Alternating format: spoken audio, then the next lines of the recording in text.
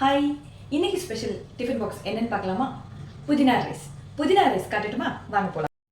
புதினா ரைஸ், உருளைக்கிழங்கு வறுவல் டிஃபன் பாக்ஸ்க்கு ரெடி பண்ணியாச்சு.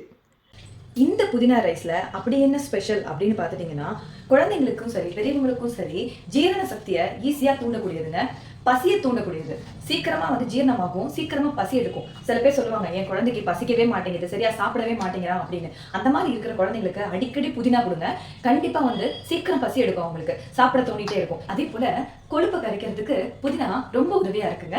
அதை விடங்க நம்ம குடலில் இருக்கிற கழிவுகளை சுத்தப்படுத்துறதுக்கு புதினா ரொம்ப ஹெல்ப்ஃபுல்லாக இருக்குங்க. ஓவர் ஸ்ட்ரெஸ்ஸாக இருக்குது, ஒரு மாதிரி நம்ம டயர்ட்னஸாக இருக்கும் அப்படின்னா ஜஸ்ட் ஒரு மின்ட் டீ, புதினா டீயோ இல்லை புதினா ஜூஸ் அடிச்சு நீங்கள் குடிச்சு பாருங்க.